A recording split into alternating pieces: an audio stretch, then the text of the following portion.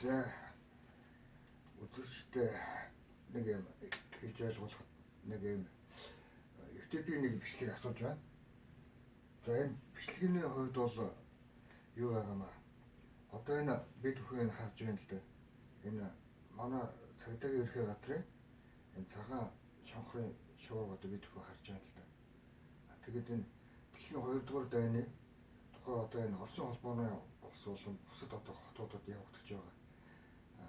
1945 он 1939 оноос 1945 он хүртэл одоо үйл ажиллагаа хийж байсан. Дэлхийн 2 дугаар дайны Германы фашист нацист одоо дөрөв хувцастай тухайн үед одоо 1945 онд бүрээрийн засаг газар устгалд оруулсан шүү дээ. Дэлхийн орчноос арчигдсан тийм одоо үйл явдал болсон. Дэлхийн 2 дугаар дай зөвл бод улсын ялалтаар төгссөн байна шүү дээ. Тэгээд энэ шууг би одоо тайлбар өгье л дээ. Энэ шуу одоо ямар учиртай, энэ бүргэд одоо ямар учиртай тийм ээ. Германы хас тэмдэг ямар учиртай гэхээр бидний өчигдөрхөн бас ярьж л байсан л да энэ олон улсын инхийн зөвлөх. Тэгээд энэ хас тэмдэг болохоор юу вэ? Энэ хас тэмдэг болохоор газар дээрх хөрөө хараа буюу сенс гэж байна. Газар дээрх хөдөлгөөр дэлхийн одоо хөдөлгөөр гэсэн утгатай цагийн эргэлт цагийн одоо хөдөлгөөр дэлхийн одоо өөрийнх нь хөдөлгөөрөөс гадна хүн төрөлхтөө одоо явах маршрутаас гадна хөдөлгөөний эргэлт гэсэн утгатай тийм одоо маш нууц тэмдэглэгээ тэмдэг бүргэд гэдэг нь өөрөө одоо шуу шүү дээ. Тэгээд шуу маань өөрөө бүргэд байдаг чинь ямар ч гэдэг яг нь нэстэг амтраас хамгийн хүчтэй нь одоо бүргэд л оролт магчна. Тэгээд хүний нөгөө мах идсэн одоо бүргэд бол хүн шиг одоо авир ааш гаргадаг, хүн шиг сэтгэдэг тийм болд юм байна л да. Энэ казакуудтай холбоотой казакууд одоо хүмүүсээ одоо алаад уулаа ирээд ирээ гэж тастад бүргэдэнд өгчдөг, тас шуунд өгчдөг тийм л байлаа шүү дээ. Одоо тэрнээс их үүсэлтэй тэг хүн хоёрын биологийн солилцоо одоо шуунд шийдсэн тийм төв байгаа шүү.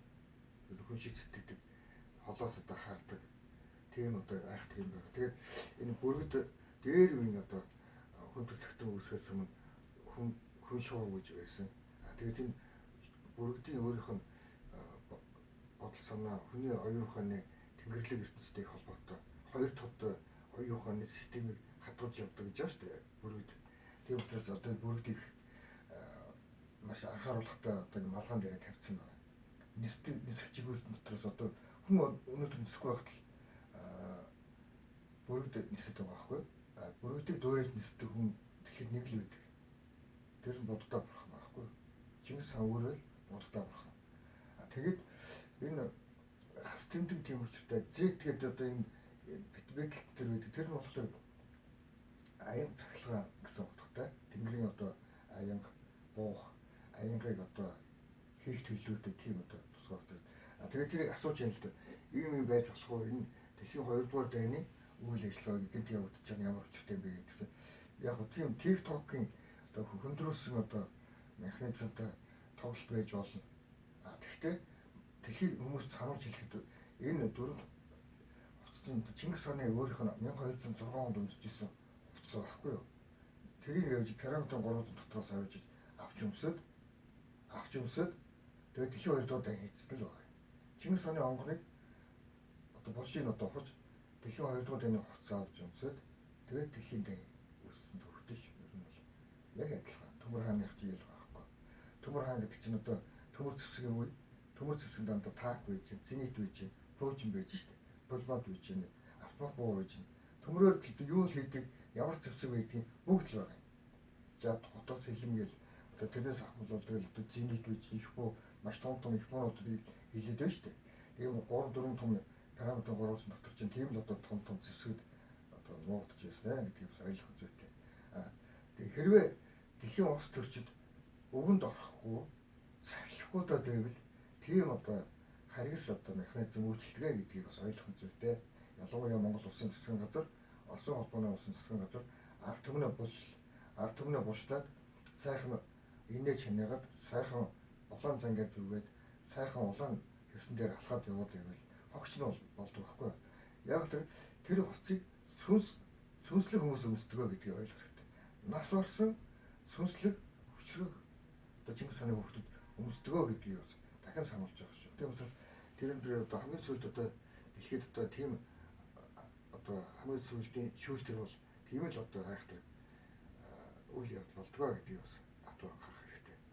Дэлхийн 2 дугаар таны гинтэн тэр үйл явдал бол пирамидын 300 хагас хулгайч нартай холбоотой асуудал байна.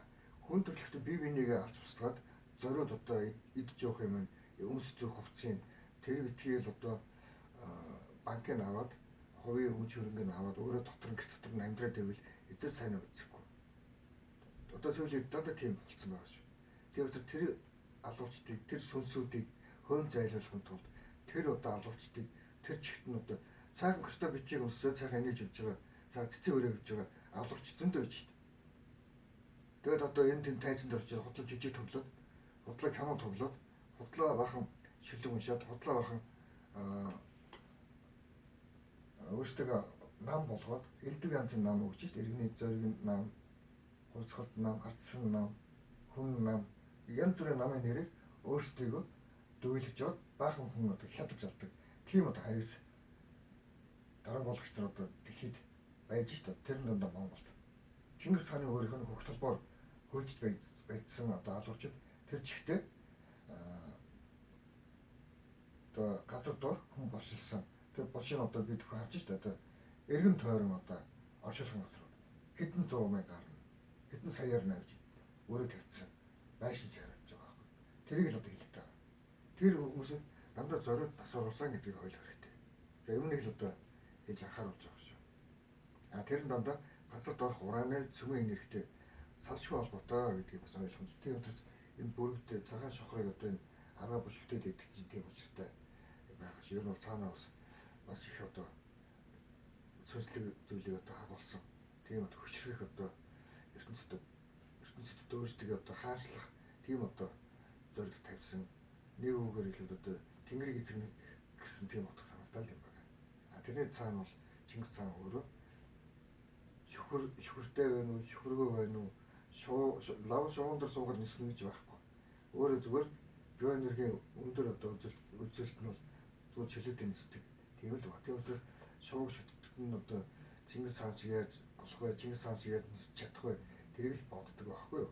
Тэгээд тиймэрхүү үзэл бодлоосоо болоод өөрсдөө хүчээсэн үхээд алга болж ирсэн. Алга болоо тэгээд тамийн ертөнцид одоо өөрсдөө зовоод тийм л одоо орчин цагийн ертөнц үүссэн байгаа гэдгийг бас ойлгох зүйтэй. За ингээд анхаарал тавьсан баярлалаа. Та бүхэндээ сайн сайхныг хүсье.